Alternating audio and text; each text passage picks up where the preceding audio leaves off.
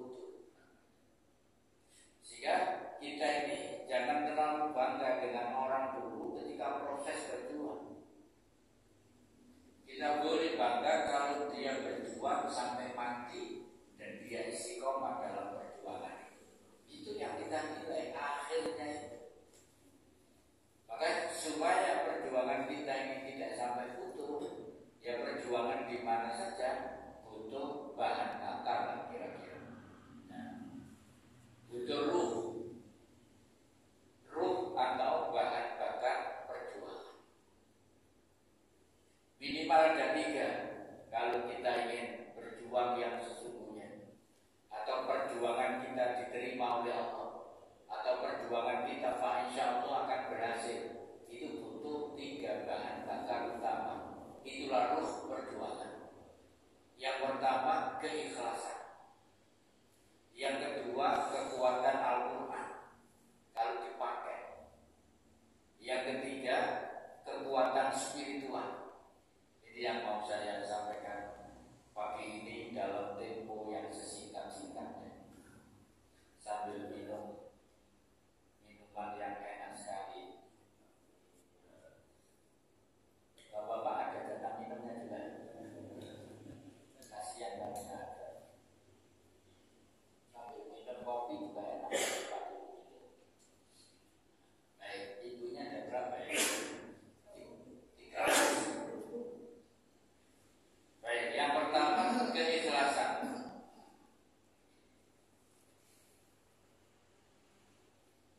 Jadi kalau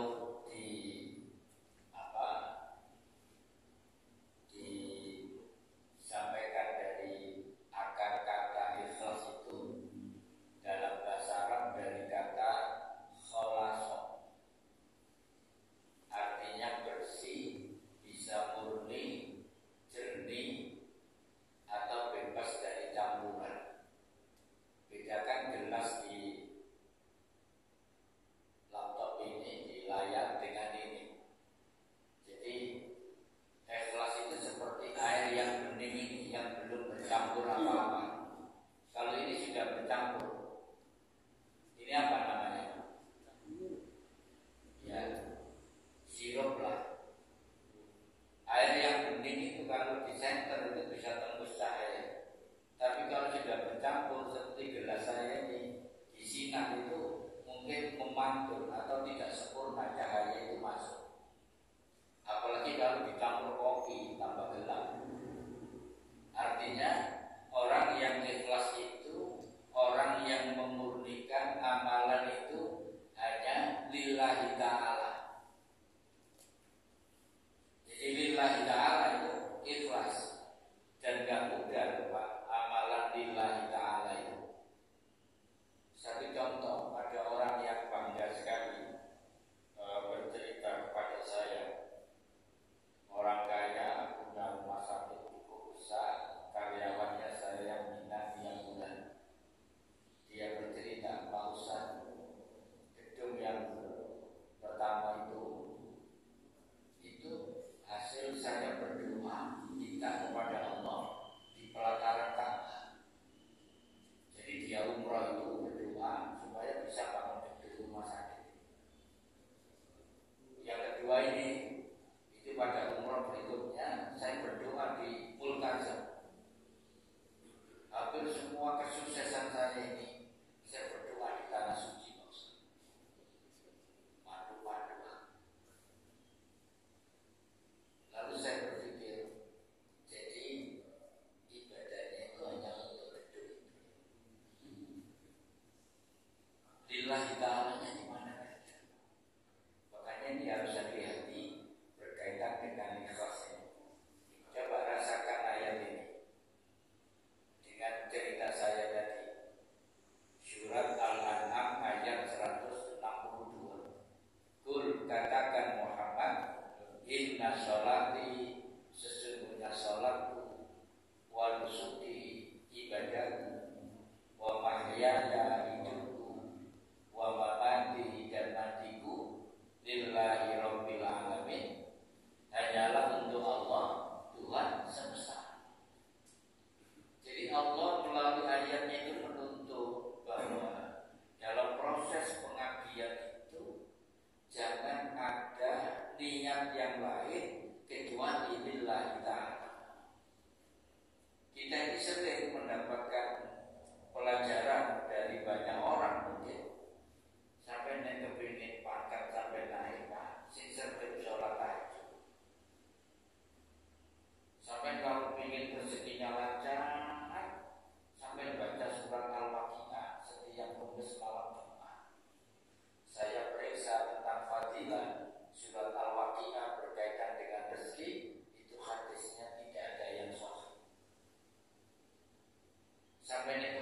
rezeki lancar, sampai sholat Tuhan. Loh kok semua ibadah itu dialamatkan kepada kepentingan pribadi? Lah yang lillahi ta'ala untuk Allah saja itu yang mana?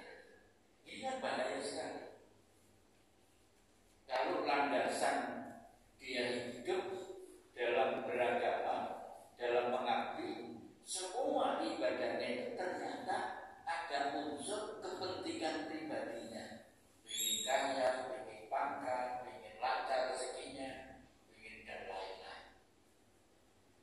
Nah itu nanti ini kita akan peka kalau ditambah keterangan hadis dari Nabi.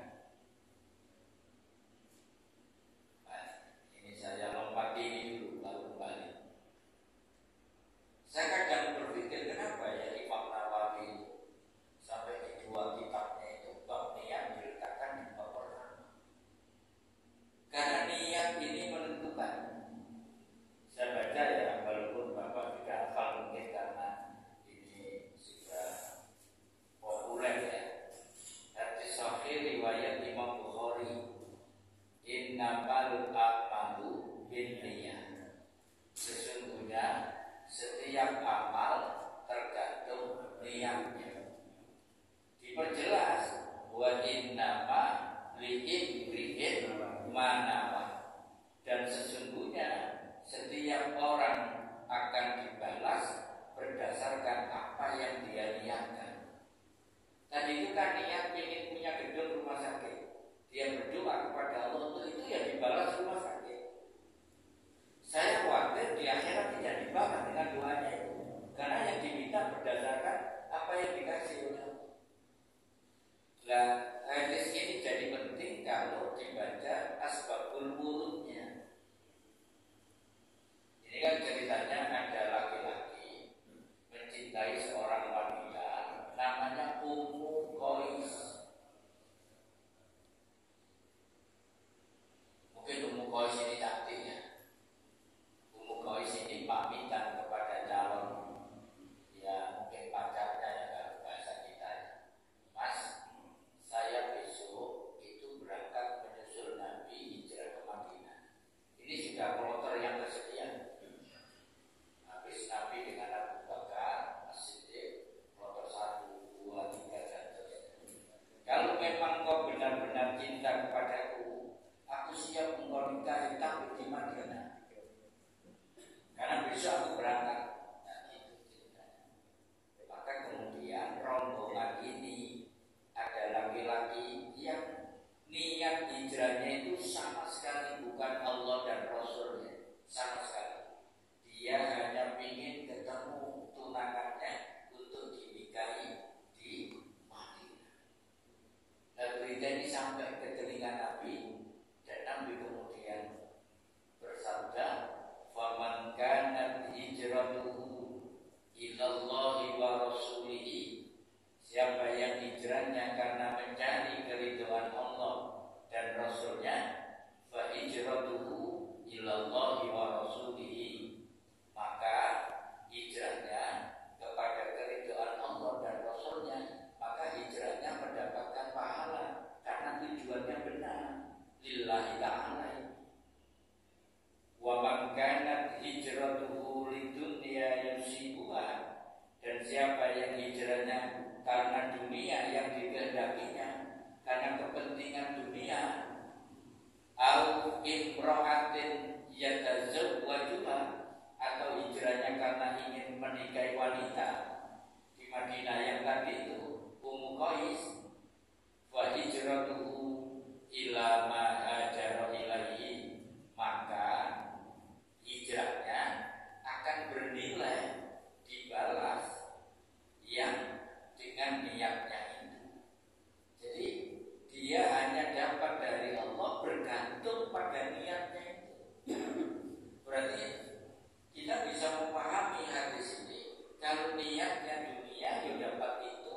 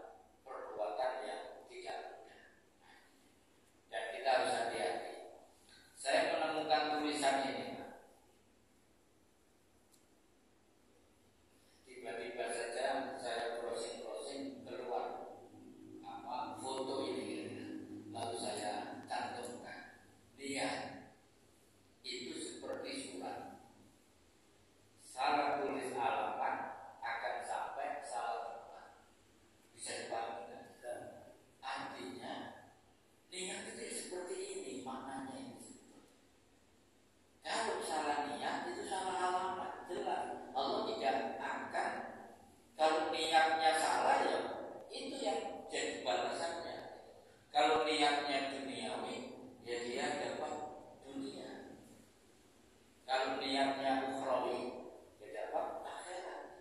Makanya hati-hati dengan niat ini. Nah, para jamaah sekalian, kekuatan niat ini bisa menyebabkan menang dan kalah. Coba kalau ini saya sering mengulang contoh ini, apa bedanya perang Badar dan perang Uhud? Perang Badar itu 303 melawan 1000. 303 gak niat perang, niat mencegah kafilah dagangnya Abu Sufyan.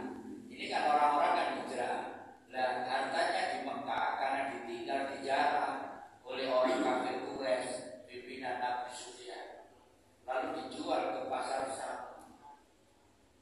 Orang yang hijrah ke Madinah mendengarkan kabar, ya Rasulullah, harta kita ternyata dijarah dan sekarang dijual di Syam, mereka belum pulang. Gimana kalau kita harga ketika mereka pulang, kan lewat Madinah, kita minta hak kita. Nabi setuju. Sehingga karena menghadap, ya nggak siap perang. Berapa kendaraan yang dibawa? Ada 10 onta, 7 ekor kuda. Jadi 303 itu. Dan senjatanya nanti dalam pertempuran itu satu pedang dipakai 5 orang gantian. Nah, yang 1000 orang yang sudah di Syam terdengar kabar bahwa akan dicegat oleh Nabi. Persepsi Abu Sufyan ini perang. Maka di Syam dia menyiapkan senjata penuh untuk siap berperang melawan Nabi dan para sahabat. Bertemu di dekat sumur Badar, terjadi konflik. 303 orang yang tidak niat perang itu mampu mencukur 1000 orang, hampir habis, kalah total. Kenapa? Hijrah itu ternyata ujian keikhlasan. Dia meninggalkan istrinya, ada yang meninggalkan anaknya, meninggalkan rumahnya, meninggalkan hartanya, dia berangkat lillahi ta'ala. Wa man kana hijratuhu ilallahi wa rasulih. Jadi imannya masih mulus, ikhlas 24 karat. Begitu dihadapkan orang yang ikhlas dengan orang yang ragu terhadap mata, ketemu tebal. Itu kekuatan ikhlas. Terus perang Uhud di mana? Perang Uhud itu jumlah pasukan Islam sudah mulai banyak, tapi ada 80 orang di atas bukit yang tergoda rampasan perang, ghanimah. Padahal panglima perang Nabi sudah besar, yang di atas jangan pernah bergeser sampai ada perintah berikutnya. Yang di bawah orang kafir lari tunggang langgang meninggalkan ghanimah. Maka ini lupa kepada komando panglima, matanya tertuju pada harta rampasan perang. Ada kuda, ada onta, ada akomodasi perang, ada pembekalan, ada macam-macam. Dan ini harta. Mereka kecil, 80 orang. Turun, menyangkulkan pedangnya, memungut harta rampasan perang. Nah, yang lari tunggang langgang tadi tidak begitu jauh menyaksikan ini. Maka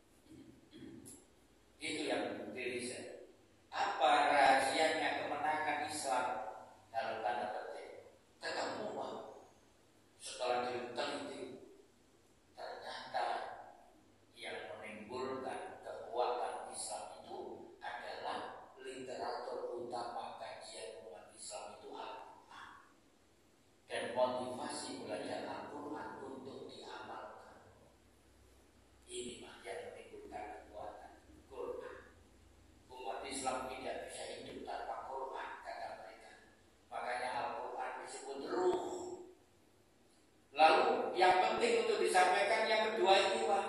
Oleh karena itu, kata orang Yahudi, cara menghancurkan umat Islam sudah ketemu dari riset itu. Apa itu? Jauhkan umat Islam dari kitabnya. Kalau ingin menghancurkan Islam, gak usah perang, gak usah terlalu banyak perang. Ketika umat Islam itu jauh dari kitabnya, melunduk dewe, rapuh dewe, remuk dewe. Makanya kemudian ada buku judulnya apa? Limadza ta'akhkharal muslimuna wa limadza taqaddama ghairuhum.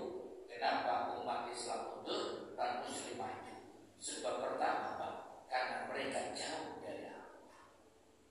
Clear. Di mana-mana umat Islam sekarang jauh dari aturan. Kata beliau Bahtiar Nasir, umat Islam Indonesia yang membaca Al-Quran kurang dari 5%. Tidak ada 5%. Jadi sampai bisa meriset, saya sudah melakukan.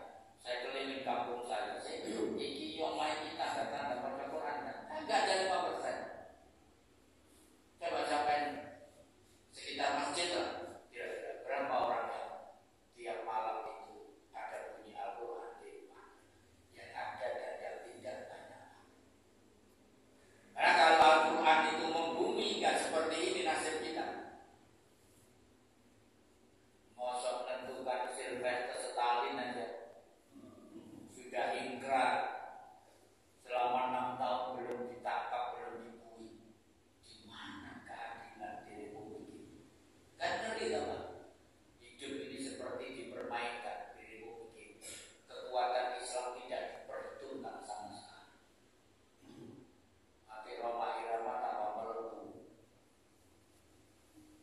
Apa namanya itu? BBILS itu dia bubarkan pengajian, itu ada dugaan ditumpangi. Jadi kalau ini kacau itu ada gerakan PKI Daya Baru, nanti akan muncul terang-terangan. Ini di Sulawesi sudah terang-terangan mau mengacaukan pemerintahan Prabowo. Sudah rapat luar biasa. Bayangkan, padahal Jokowi sudah jadi presiden, tapi mau jemput Sylvester saja nggak bisa. Prabowo nggak kuat untuk jemput satu orang. Dan dipermainkan oleh satu orang hukum, padahal sudah ingkrah. Kayak pengacara ingkrah itu sudah berketetapan hukum tetap, tinggal mengeksekusi, itu ingkrah. Baik, jadi kembali ke Al-Quran. Jadi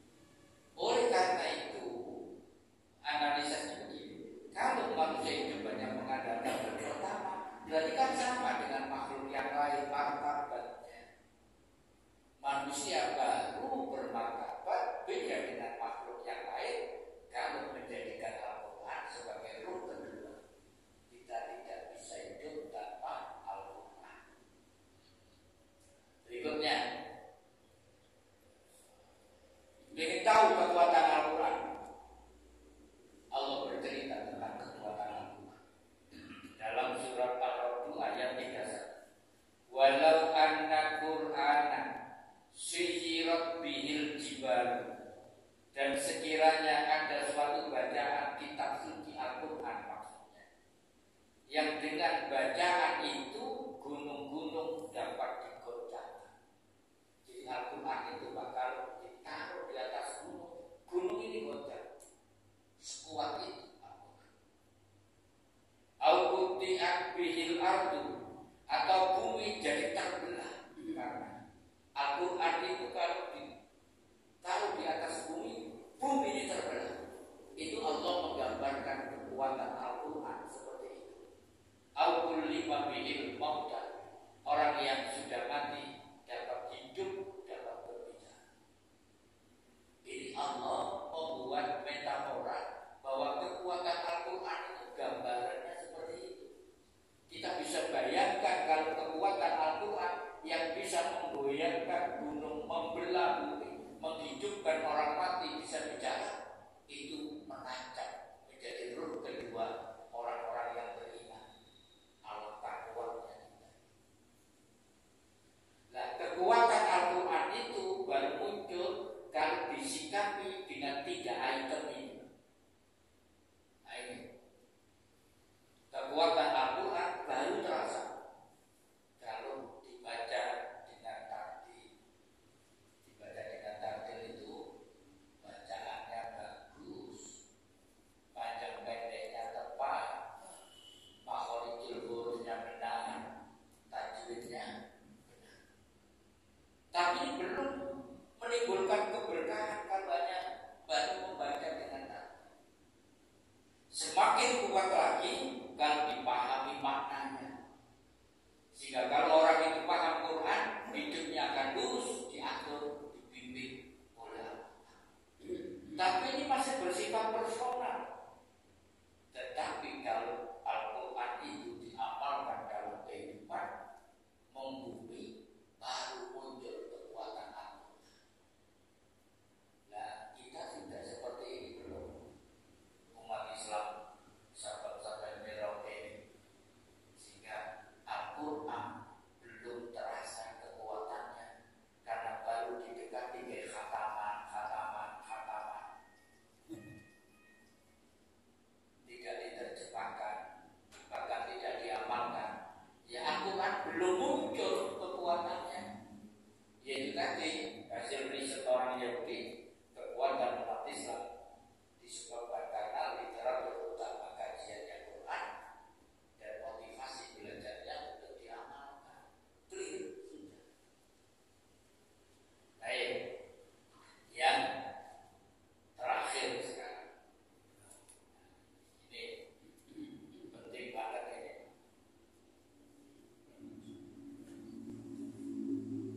Bakar perjuangan itu adalah kekuatan spiritual. Saya urut Pak ya, biar enak memahaminya. Jadi Nabi Muhammad itu Pak diresmikan menjadi Rasul umur berapa? 40 tahun. Tetapi Allah menancapkan sifat hanif itu sejak kecil.